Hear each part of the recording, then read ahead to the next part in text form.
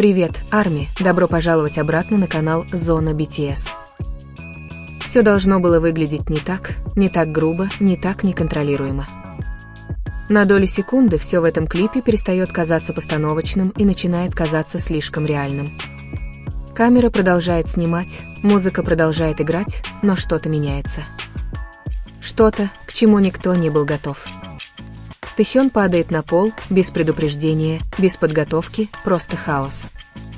Одежда разлетается, движения нефильтрованные, как будто он больше не играет, как будто он от чего-то убегает. А потом Чингук, этот взгляд.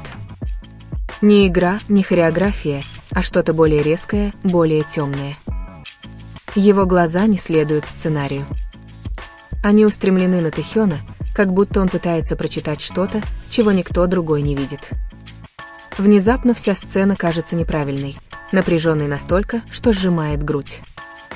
Фанаты думали, что это просто еще один драматический момент из клипа, но почему кажется, что Чингук почти теряет контроль именно в этот момент?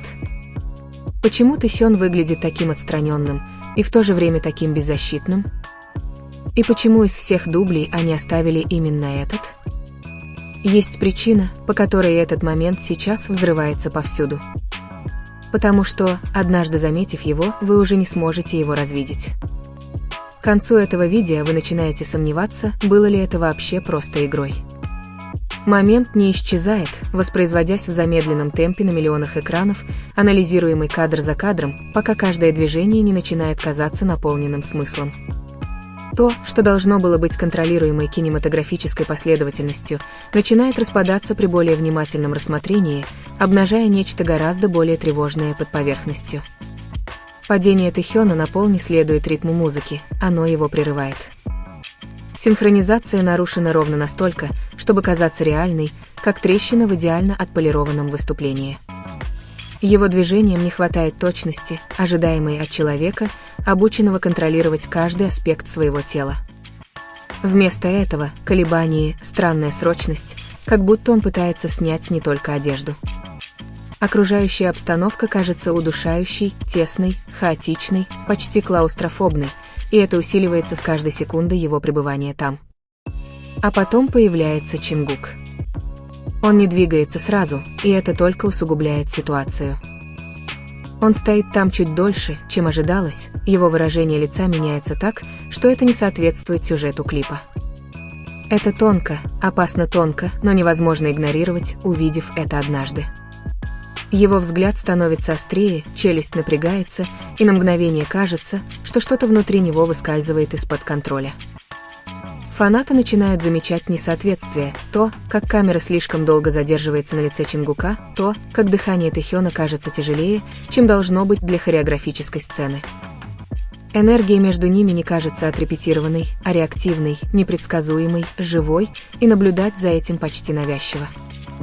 Теории мгновенно взрываются. Некоторые говорят, что это метод актерской игры, доведенный до крайности, попытка раздвинуть эмоциональные границы ради искусства. Другие настаивают, что что-то пошло не так во время съемок, что-то, что съемочная группа предпочла сохранить, а не переснимать. Ошибка, превратившаяся в шедевр, или момент, который невозможно было воссоздать, сколько бы раз ни пытались. Но более глубокий анализ только порождает новые вопросы. Почему выражение лица Чингука темнеет именно в тот момент, когда Тэхён падает на пол? Почему создается впечатление, что он не столько наблюдает за сценой, сколько реагирует на ситуацию, вышедшую из-под контроля?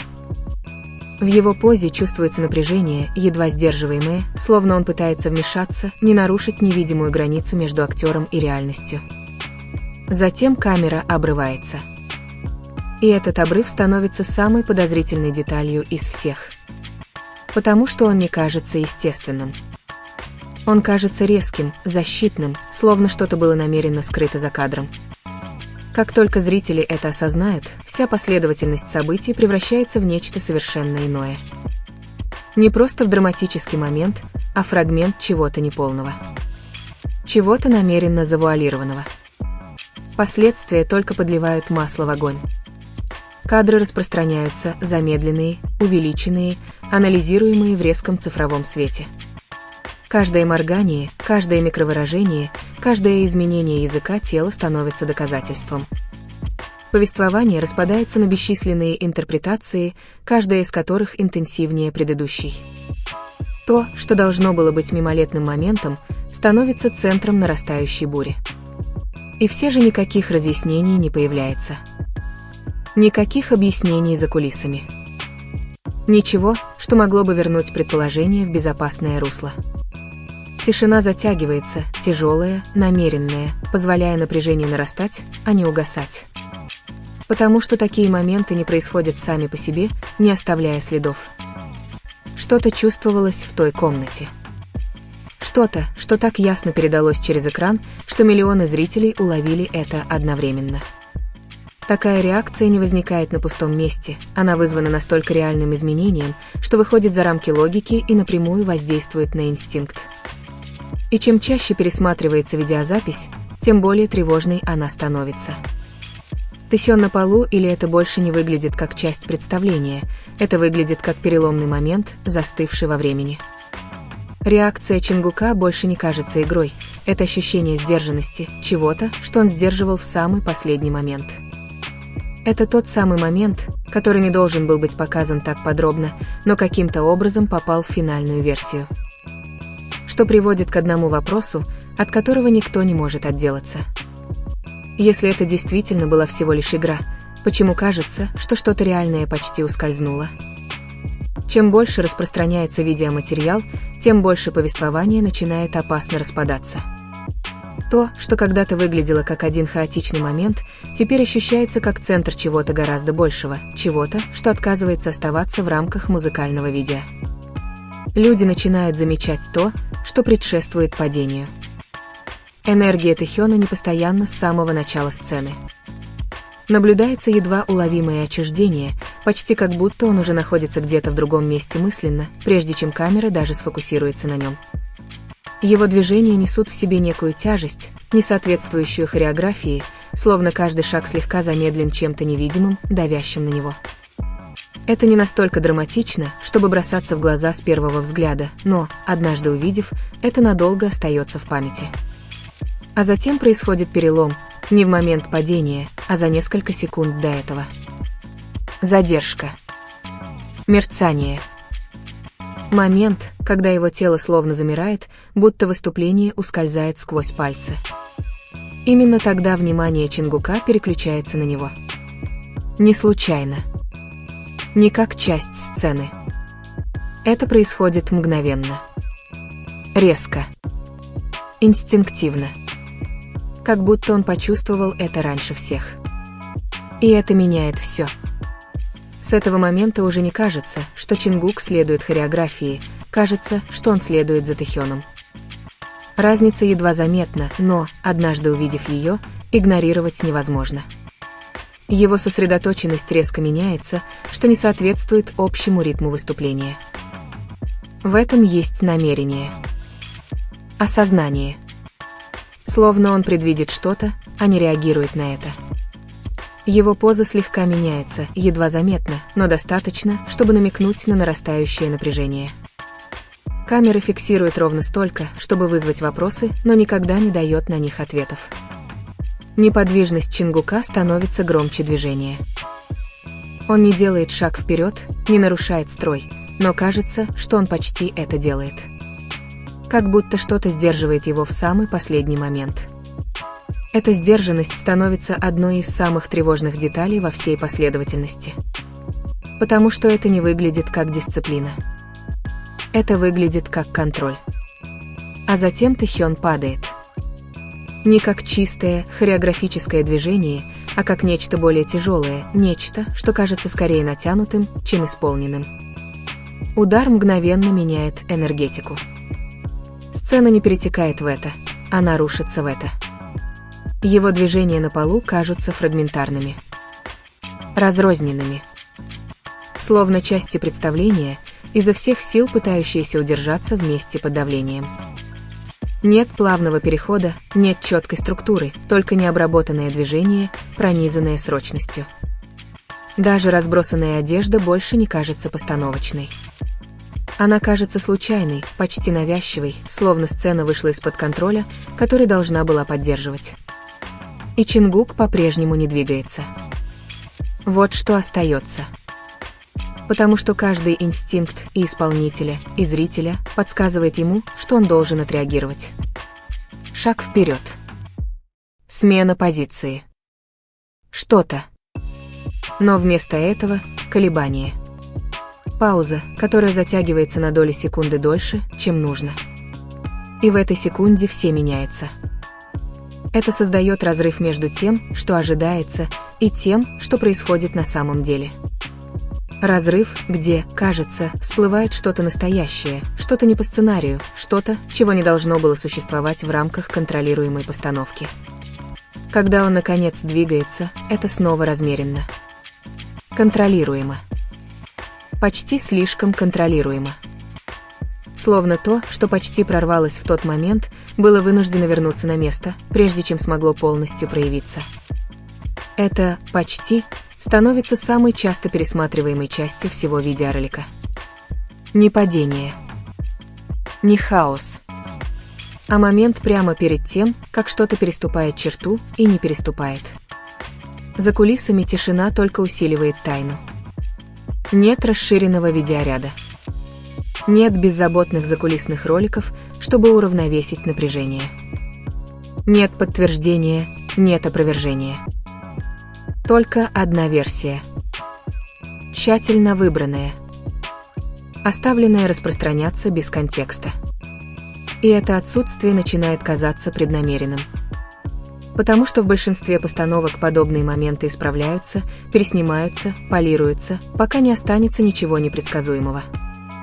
Но здесь непредсказуемость остается. Сохраняется. Нетронутой. Что поднимает другой вопрос. Не что произошло, а почему это было позволено увидеть. Чем больше людей смотрят, тем яснее становится, это было не просто небольшое отклонение от темы выступления. На протяжении всей сцены повторяются закономерности, крошечные, почти незаметные, которые проявляются по всей сцене. Смена ракурсов камеры. Кадрирование выражений лица Чингука. Решение оставить Тэхёна полностью открытым в его самом уязвимом положении, не смягчая при этом эффекта. Это начинает казаться преднамеренным. Вот так кто-то за кулисами осознал силу этого момента и решил сохранить его именно таким, какой он есть. И если это так, то дело уже не в одной сцене. Она становится многослойной. Нечто контролируемое на поверхности, но нестабильное внутри. Потому что, как только вы осознаете этот сдвиг, ту долю секунды, когда реальность, кажется, проникает в представление, игнорировать то, что следует дальше, становится невозможно. На этом закономерность не заканчивается. Она распространяется. И как только она распространяется, она меняет восприятие каждого кадра. То, что раньше казалось цельной последовательностью, теперь начинает демонстрировать трещины, маленькие, почти невидимые поначалу, но которые невозможно игнорировать, как только вы знаете, куда смотреть. Моменты, которые раньше проходили без вопросов, теперь кажутся наполненными смыслом, словно они несут в себе что-то скрытое. Тэхён задерживается в неподвижности чуть дольше, чем нужно в некоторых кадрах. Не настолько, чтобы нарушить поток, но достаточно, чтобы почувствовать что-то неладное. Его выражение лица мелькает, то сосредоточенное, то отстраненное, словно что-то тянет его в двух направлениях одновременно. Это едва заметно, скрыто глубоко в выступлении, но оставляет след. И Чингук продолжает реагировать. Не драматично. Не так, чтобы сразу привлечь внимание. Именно это делает ситуацию более тревожной. Снова в сдержанности. В том, как его взгляд становится более острым в определенные моменты, а затем намеренно отводится. В том, как слегка меняется его поза, словно он перестраивается в реальном времени. Есть закономерность в том, когда он смотрит, и когда он решает не смотреть. И эта закономерность не кажется случайной. Начинает ощущаться осознанность. Как будто он следит за чем-то, разворачивающимся перед ним, чем-то, что хореография не учла. Монтаж пытается сгладить это. Быстрые переходы. Резкие смены. Слои движений, призванные поддерживать поток энергии. Но трещины не исчезают, их просто становится труднее заметить. Если, конечно, вы их уже не ищете. И теперь их ищут все. Сцена на полу становится якорем, точкой отсчета, которая перестраивает все вокруг.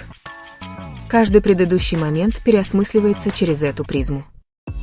Каждый последующий кадр кажется более тяжелым из-за этого. Весь клип меняет тон, не меняясь официально, как будто открылся скрытый слой. А затем появляется деталь, которая выводит все на новый уровень.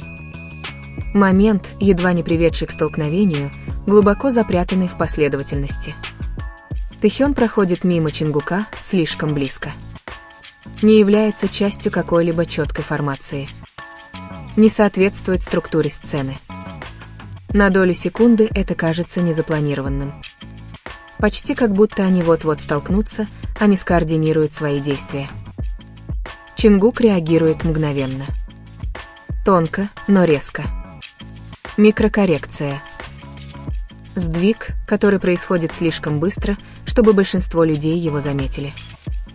Но как только все замедляется, как только оно изолируется, оно несет в себе ту же энергию, что и падение. Неконтролируемое. Неотрепетированное. Настоящее. И вот тогда все нарастает. Потому что теперь это не просто один момент. Это множество моментов. Множество точек, где контроль, кажется, ускользает, пусть даже всего на секунду. Множество случаев, когда самообладание Чингука напрягается настолько, что создается впечатление, будто он реагирует не только на сигналы, подаваемые сценой. И все же. Никакого объяснения. Никакого подтверждения. Никакого признания. Тишина становится громче всего остального. Она оставляет место для интерпретации, но также и для чего-то более глубокого. Ощущение того, что показанное не просто неполное, а намеренно неполное. Как будто части намеренно отсутствуют. И чем больше эта мысль укореняется, тем больше преображается исходная сцена. Тэхён на полу перестает быть просто визуальным элементом, он становится центром внимания. Моментом, когда что-то ускользает от фильтров, от структуры, от любых границ, которые должны были его сдерживать. И реакция Чингука. Сдержанная, контролируемая, но бесспорно присутствующая. Становится единственным видимым ответом на это.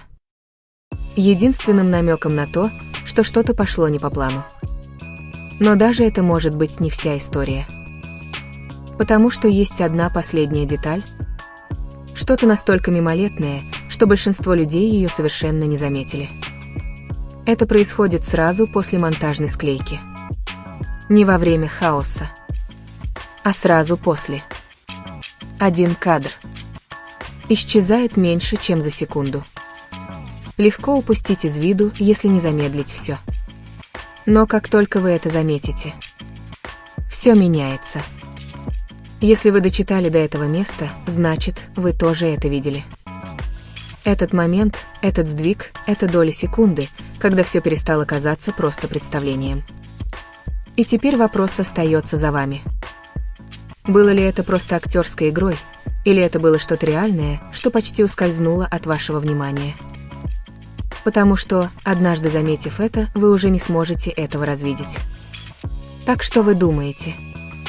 Было ли это частью концепции, или в этой сцене скрывалось что-то более глубокое? Оставляйте свои мысли в комментариях. А если вы хотите больше подобных подробных разборов, не забудьте поставить лайк, подписаться и включить уведомления. Потому что следующий момент, который мы раскроем, может оказаться еще более необъяснимым.